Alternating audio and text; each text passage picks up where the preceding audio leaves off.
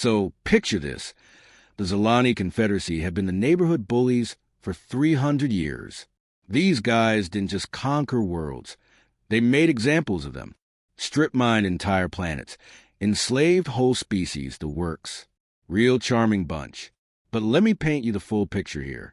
The Zilani weren't just your typical galactic empire with a superiority complex. No, these guys had turned cruelty into an art form. They had this twisted philosophy that strength was the only thing that mattered in the universe. Weakness deserved to be crushed, and anyone who couldn't defend themselves, well, they were just resources waiting to be harvested. Their conquest methods were brutal and efficient. They'd show up at a peaceful world with their massive black warships, demand immediate surrender, and if anyone even thought about resistance, they'd glass one major city from orbit just to make a point. Then they'd broadcast the footage to every other world in that sector as a friendly reminder of what happened to those who said no. The galaxy had learned to fear that distinctive rumble of Zilani engines dropping out of hyperspace. Entire star systems would go dark, hoping to avoid detection. Trade routes would reroute around Zilani territory, even if it meant months of extra travel time. Parents would tell their children bedtime stories about the black ships that came for those who didn't behave. Now, the Kithra were just trying to live their peaceful little lives on their colony world when the Zilani showed up. These weren't warriors or some advanced military civilization. The Kithra were basically the galaxy's equivalent of friendly librarians. They spent their time studying ancient texts, growing beautiful gardens, and creating the most amazing crystal sculptures you've ever seen. Their biggest weapons were farming tools, for crying out loud. Their world, Kithra Prime, was this gorgeous place with floating cities connected by bridges of living coral. Waterfalls cascaded between the platforms, and bioluminescent plants lit up the evening sky like natural fireworks. They had schools where children learned through song, markets where nobody ever argued about prices, and public spaces where different species from across the galaxy would come to study and share knowledge. Within hours of Zilani arrival, their cities were burning. Those beautiful coral bridges, shattered. The singing schools, silent forever. Kids were being dragged into cargo ships like livestock, separated from their families, screaming in languages the Zilani soldiers couldn't understand and didn't care to learn. Ambassador Naira, that's their leader. She's watching her entire civilization crumble from the central communication hub. This woman had spent her whole life believing that reason and diplomacy could solve any problem. She negotiated trade agreements, settled disputes between neighboring systems, helped coordinate relief efforts for natural disasters. Violence was as foreign to her as breathing underwater. But now she's standing in a room filled with smoke, watching through the windows as everything she'd worked to protect gets torn apart. The Zilani weren't even trying to preserve anything valuable. They were just destroying for the sake of it, proving their power. Children she'd known since birth were being loaded into ships like cargo. Scholars who dedicated their lives to preserving ancient knowledge were being herded into detention centers. So she does the only thing left, sends out a galaxy-wide SOS. Her hands are shaking as she activates every communication array they have, broadcasting on every frequency, in every language her systems can manage.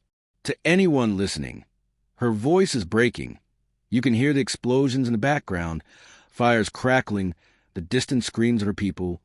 We beg for mercy. We cannot fight them. We have no weapons, no defenses. Our children are being taken. Our world is dying. Anyone, please help us. The message bounced around to dozens of species. The Alterans with their massive trade fleets. The Vorthan Republic with their advanced technology. The crystal minds of Kepler, 442, with their incredible psychic abilities. The nomad clans, who prided themselves on never backing down from a fight. Every single one of them, they cut communications immediately. Click. Static. Nothing. The Alterans had trade agreements with 17 Zilani worlds. Too much money at stake. The Vorthan Republic remembered what happened to the last government that opposed the Zilani. They were still cleaning radiation from their homeworld. The crystal minds calculated the odds and decided that logical beings don't commit suicide for strangers. The nomad clans? Well, they were brave, but they weren't stupid. Nobody wanted that kind of heat from the Zilani. Nobody was stupid enough to pick a fight with the most feared empire in the galaxy. The Zilani had made examples of entire civilizations for less. Why risk everything for one small colony of peaceful scholars? Ambassador Naira watched her communication systems go quiet one by one. No responses, no help coming, just silence, while her world burned around her and her people were dragged away to lives of slavery and suffering. The galaxy had abandoned them. Well, almost nobody wanted to get involved. But there was one small blue planet, way out on the edge of explored space, that had been mysteriously quiet in galactic politics for 50 years. A world that had gone dark right after their first contact with the Zilani Confederacy. A place most people had forgotten about entirely. That world received a message too. 3 days later, that distress call reaches a little blue planet that had gone mysteriously quiet in galactic politics 50 years ago. Earth. Now, let me tell you about Earth in this time period. Most of the galaxy had basically forgotten we existed. We weren't on any major trade routes. We didn't participate in galactic councils anymore. And our diplomatic missions had been recalled decades ago. To the rest of the universe, humanity was just this weird species that had shown up, caused some kind of incident, and then disappeared back to their little corner of space. But we weren't gone. We were just busy. Admiral Kate Morrison is having her morning coffee at Luna Command when the transmission comes through. She's one of those people who's been in the military so long that caffeine is basically a food group. The Luna Command Center is this massive facility built into the dark side of the moon, hidden from any prying eyes that might be watching from deep space. Banks of screens showing everything from asteroid mining operations to the outer system defense grids. The Kithra distress signal comes on emergency frequencies, the ones reserved for genuine catastrophes. At first, it's just another blip on the communications officer screen. Lieutenant Ben Crawford, a young guy fresh out of the academy, almost routes it to the standard analysis queue. Then he actually listens to it. Ma'am, his voice cracks slightly. You need to hear this. Admiral Morrison sets down her coffee mug, the one with world's okayest admiral that her daughter got her last Christmas. She listens to Ambassador Naira's desperate plea once. Her expression doesn't change. She listens twice. Still nothing. By the third time, the entire command center has gone dead silent. You could hear a pin drop. The thing is, everyone in that room knows exactly what they're listening to. They've all read the classified reports, the historical files, the case studies of what happens when the Zilani decide to make an example of someone. They've seen the aftermath photos from worlds that try to resist. Those images are burned into every human military officer's memory as a reminder of what's waiting out there in the dark. Zilani Confederacy. Director James Parker mutters, pulling up old files on his terminal. He's the head of colonial intelligence, a thin guy with graying hair, who looks like he should be teaching history instead of coordinating spy networks. Aren't those the ones who told us to know our place after first contact? Oh, yeah, they remembered. Every single person in that room remembered. See, when humanity first joined the galactic community 50 years ago, we were like excited kids at their first day of school. We had dreams of joining this great cosmic civilization, sharing knowledge, exploring the stars together. We sent our best diplomats, our brightest scientists, our most hopeful representatives. The Zilani were the first major power we encountered. They showed up at our embassy station with their massive black warships and their arrogant attitudes. Ambassador Chinwei, our chief diplomat at the time, had prepared this whole presentation about human culture, our art, our music, our literature. He was genuinely excited to share what made humanity special. The Zilani commander, some guy named High Enforcer Vex, didn't even let him finish his introduction. You will provide tribute, he announced. 40% of your industrial output, 20% of your population for labor programs, and complete access to your military technology. You have 72 hours to comply, or we will demonstrate why resistance is futile. Ambassador Chun, bless his heart, tried to explain that humanity didn't work that way. We were a democracy. We made decisions together. We couldn't just hand over 20% of our people like they were inventory. Vex laughed, actually laughed. You will learn your place, primitive species. The strong rule the weak. This is a natural order. That was their first mistake, calling humanity primitive. The second mistake was threatening our people. The third mistake was assuming we were weak just because we tried diplomacy first. General David Hughes looks around the room at the assembled officers, analysts, and commanders. He's an older man, probably in his 60s, with the kind of calm demeanor that comes from seeing way too much action. Well, ladies and gentlemen, he says quietly, shall we remind them why we went quiet? The room stays silent for a long moment. Everyone knows what he's asking. Everyone knows what it means. For 50 years, humanity has been preparing for this exact scenario, building things that don't officially exist, training people in ways that violate about 17 different galactic treaties, creating capabilities that most species wouldn't believe possible. Captain Linda Hayes from Naval Intelligence speaks first. The Outer Colonies project is ready for deployment. Her voice is steady, professional, but there's something cold in her eyes. Commander Tony Walsh from Special Operations nods. Deep strike teams can be in position within 72 hours. Director Parker pulls up classified files that haven't been accessed in decades. All sleeper networks are still active and ready for activation. One by one, they go around the room. Every department, every branch, every secret project that humanity has been working on for the past 5 decades, all designed for one purpose, making sure that what the Zilani threatened all those years ago could never happen to any human world. The vote was unanimous, not because it was easy, not because anyone wanted war, but because sometimes when monsters threaten innocent people, you need bigger monsters to stop them. And Earth had spent 50 years becoming very, very good at being monsters when the situation called for it. 3 weeks pass. The Zilani are mopping up the last Kithra resistance when their sensors go crazy. Massive hyperspace distortions, heading right for them. Admiral Vex, that's their top guy. He's not worried. Probably some tribute fleet running late. Let me set the scene for you here. The Zilani had basically finished their conquest of Kithra Prime. The beautiful floating cities were now smoking ruins. The coral bridges reduced to rubble floating in the toxic clouds. Most of the population had been processed and loaded into their massive slave ships. The few remaining Kithra fighters were hiding in the underground tunnel systems, more of an annoyance than a real threat. Admiral Vex was feeling pretty good about himself. This whole operation had taken less time than expected, and the resistance had been laughably weak. He was already planning the victory celebration, maybe a promotion ceremony where he'd get another shiny medal to add to his collection. The Zilani loved their ceremonies, especially the ones where they could parade their latest conquests in front of the media. His flagship, the Dominion's Wrath, was a monster ship, 3 kilometers long, bristling with enough firepower to crack a moon in half. The thing had never lost a battle, never even taken serious damage. Vex liked to joke that his ship's paint job was still factory fresh after 200 victories. The bridge was buzzing with activity as his officers coordinated the final phases of the occupation, loading schedules, resource allocation, establishing orbital monitoring stations.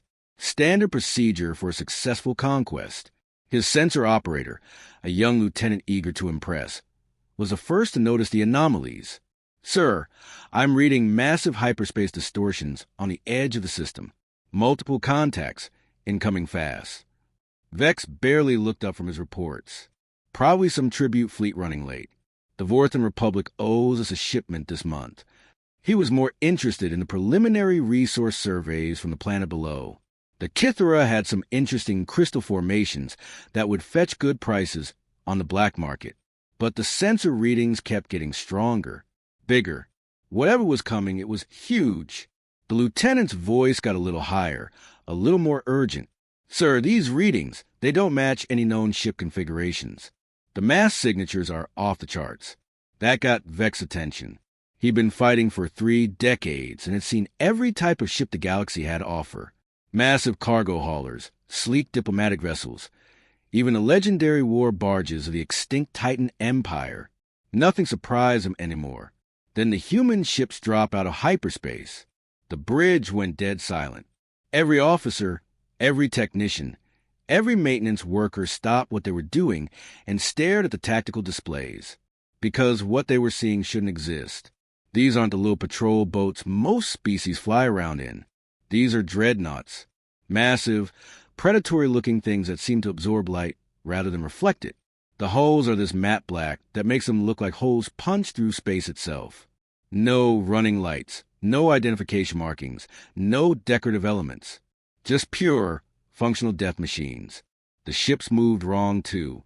Most vessels lumber through space like flying buildings, following predictable trajectories and standard formation patterns. These human ships move like living things. They twisted and rolled in perfect coordination, maintaining formations that shifted and flowed like a school of fish or a flock of birds. What are those? The lieutenant's voice was barely a whisper. Admiral Vex studied the tactical display. His confidence started to crack just a little. The ships were big, sure, but he had more of them. 3 times as many. In fact, his fleet had shields that could stop a supernova, weapons that had cracked fortress worlds. Whatever these humans thought they were doing, they were about to learn a very expensive lesson. Ships that, according to every galactic treaty, shouldn't exist. The Treaty of Proxima had banned vessels over certain size limits. The weapons limitation accords had outlawed specific types of military technology. The Human Isolation Agreement had specifically prohibited them from developing advanced military capabilities. Yet here they were, floating in space like the treaties were just suggestions. The humans broadcast on all frequencies, not the usual diplomatic channels, not even military command frequencies. Every single communication device in the Zilani fleet simultaneously picked up the same message, in perfect Zilani language with no accent, no translation errors. Zilani Confederacy, you have been found guilty of crimes against sapient life. Surrender immediately and prepare to face judgment for your actions. This is your only warning. The voice was calm, professional, almost bored, like they were reading a grocery list instead of declaring war on the most feared empire in the galaxy. No dramatic speeches, no threats, no attempts at intimidation, just a simple statement of fact. Admiral Vex actually laughs. It starts as a chuckle, then builds into full-blown laughter that echoes through the bridge. His officers look at each other nervously, but a few of them start smiling too. The sheer audacity of it was almost refreshing. Did they just threaten us? He wipes tears from his eyes. Look at those ships. Maybe 40 vessels against our 120. Their weapons are probably 50 years out of date. He activates the fleet communication system, broadcasting to all his ships and recording the message for later broadcasts across the galaxy. Another example to add to the collection. Cute, he says, still grinning. Unknown human vessels. This is Admiral Vex of the Zilani Confederacy. You are trespassing in conquered territory. Withdraw immediately or be destroyed. Let's show these primitives why we rule the galaxy. That was his first mistake. Also his last. What happened next wasn't really a battle. It was more like, well, imagine a pack of wolves taking down a herd of sheep, except the sheep thought they were lions. The first thing that went wrong for Admiral Vex was when his ships opened fire. Standard Zilani tactics call for overwhelming firepower right from the start. Show your enemy that resistance is hopeless, break their morale, and watch them surrender. It had worked for 3 centuries. His fleet unleashed enough energy to glass a small moon, plasma cannons that could melt through asteroid belts, ion beams that had carved up fortress worlds, missile swarms that blotted out the stars. The kind of firepower that had made the Zilani the undisputed masters of the galaxy. The human ships just weren't there anymore. Human ships moved like they were alive, twisting and dancing through Zilani formations that should have torn them apart. They didn't follow normal physics. Normal ships have momentum, inertia, predictable flight paths. These human vessels move like fish swimming through water, changing direction instantly, accelerating in ways that should have turned their crews into pudding. How are they doing that? Lieutenant Torres shouted from the sensor station. His displays were going crazy, showing impossible readings. They're pulling 30G turns without any visible thruster activity. Admiral Vex watched in growing horror as his perfectly coordinated battle formation fell apart. His ships were designed to fight enemies that followed the rules, enemies that moved in straight lines, that had to worry about things like physics and engineering limitations. These human ships were rewriting the rules in real time. But the real shock came when the humans finally returned fire. Their weapons didn't just punch through shields. They ignored them entirely, like the laws of physics were optional. Zilani's shields were based on energy deflection, the same technology that had protected their fleets for generations. The humans weren't using energy weapons at all. They were using something that passed right through the shields like they weren't even there. Captain Reynolds, commanding the Zilani cruiser Inevitable Victory, was screaming into his communicator, "Our shields are useless. Whatever they're firing, it's going right through them." His ship shuddered as something invisible tore through the hull, disabling weapon systems without actually destroying the ship. That's when Admiral Vex realized something terrifying. The humans weren't trying to destroy his fleet. They were systematically disabling it, taking out weapons, engines, communication systems, life support, turning his mighty warships into floating scrap metal while keeping the crews alive. It was almost insulting, like they were swatting flies instead of fighting the galaxy's most feared military force. On the ground, things were even worse. The Zilani had established prison camps in the ruins of the Kithra cities, heavily guarded fortifications that had held thousands of captives for weeks. These places were locked down tighter than maximum security facilities, with energy barriers, automated defense systems, and elite guard units. Human special forces appeared out of nowhere. Literally. 1 minute, Guard Commander Thane was making his evening rounds, checking the perimeter sensors and counting prisoners. Everything was normal. Everything was secure. The next minute, he was waking up on the floor with a splitting headache, and every single prisoner was gone. They had some kind of tech that let them phase through walls, move like ghosts. The security cameras showed nothing. The motion sensors detected nothing. One moment the cells were full, the next they were empty. Guards found unconscious, prisoners safely evacuated, and not a single shot fired. The really scary part was how efficiently they worked. These weren't random rescue attempts. The humans knew exactly where every prisoner was being held, exactly which guard to be where, exactly how to disable every security system, like they'd been watching for weeks, planning every detail. Prison camps that had been locked down for months were suddenly empty, and nobody could explain how. The Zilani military intelligence was going crazy trying to figure out what had happened. Their best tracker units found no trace of the escaped prisoners. No footprints, no energy signatures, no trail to follow. Like thousands of people had just vanished into thin air.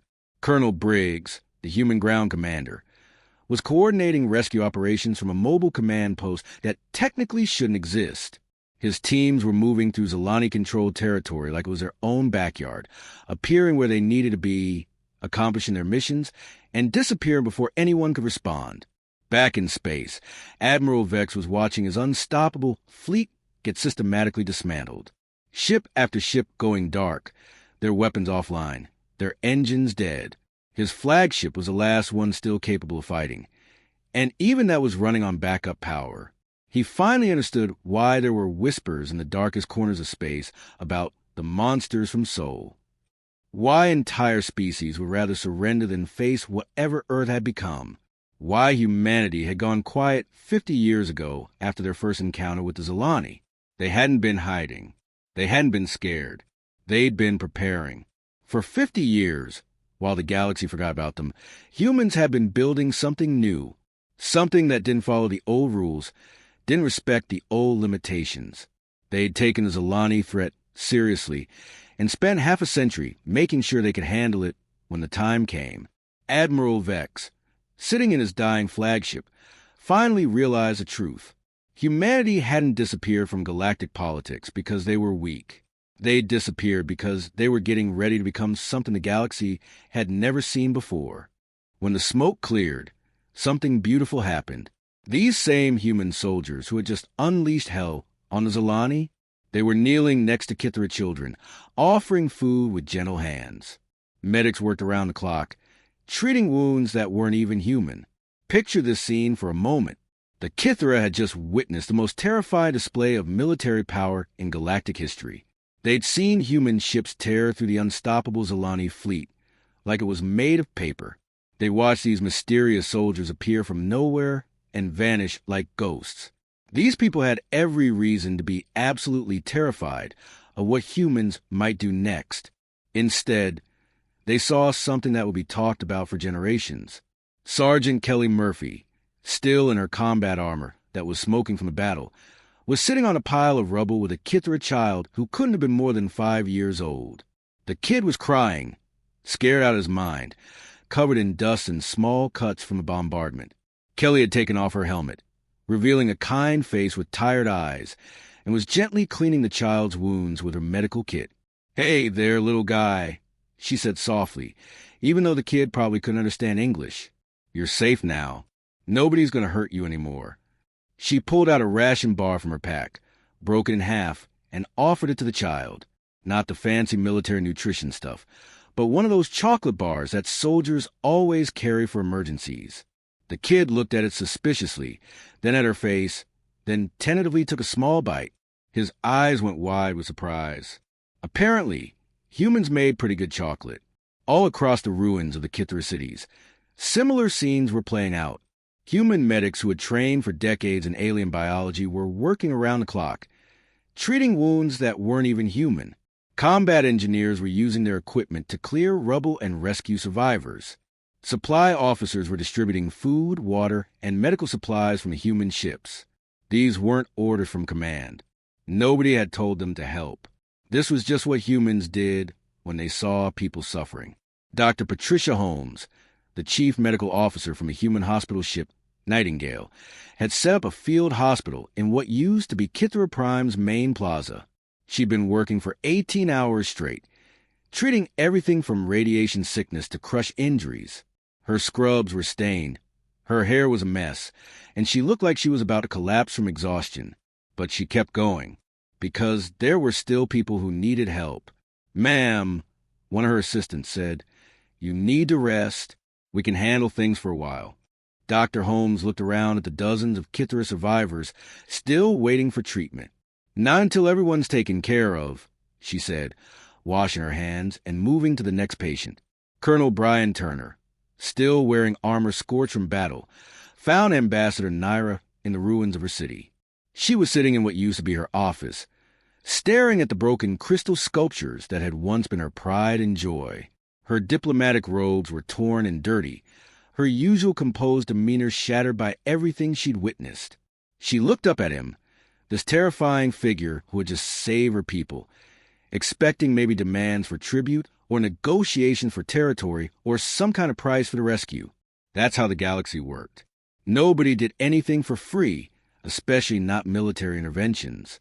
Instead, he knelt down beside her, his massive armored form somehow making the gesture seem gentle rather than intimidating. He spoke the words that would echo through the galaxy for centuries to come. "You asked for mercy." Earth's monsters answered. His voice was quiet, tired, but there was something in it that Ambassador Naira had never heard before in all her years of diplomacy. No pride, no demand for gratitude, no expectation of reward. Just a simple statement of fact. "But why?" she asked, her voice barely a whisper. "Why did you come? What do you want from us?" Colonel Turner was quiet for a long moment, looking out at his soldiers helping her people. "Because someone needed to," he finally said, "because it was the right thing to do." Within months, the Zilani Confederacy collapsed. Not just their military, but their entire political structure. Word spread across the galaxy like wildfire. The mighty Zilani, the unstoppable conquerors, had been defeated by a species most people had forgotten existed. Dozens of enslaved worlds declared independence, knowing that these strange humans from Sol would keep their promise to protect those who couldn't protect themselves. The Vorthan Republic announced they were breaking their tribute agreements. The Alteron Trade Consortium refused to do business with Zilani worlds. The crystal mines of Kepler, 442, publicly denounced the Confederacy's actions. But here's the really crazy part. When these newly independent worlds reached out to Earth asking what they owed, what tribute humanity expected, what territories they wanted to claim, The answer was always the same: nothing. The humans just packed up their ships and went home. No demands, no occupation forces, no permanent bases. They left behind medical supplies, engineering equipment, and communication devices with a simple message: call if you need help. The galaxy learned something that day. Humanity's greatest weapon wasn't their impossible technology or their brutal efficiency in warfare. It was their willingness to become monsters so others could remain innocent. They'd spent 50 years preparing for war not because they loved fighting, but because they loved peace. They'd built weapons that violated treaties not to conquer, but to protect. They'd become the galaxy's apex predators not for power, but for justice. And that, my friends, is how Earth reminded the galaxy why we went quiet and why you really don't want to make us come back. Because when humans go to war, we don't fight for conquest or glory or resources. We fight so that peaceful people can keep being peaceful. We become monsters so others don't have to.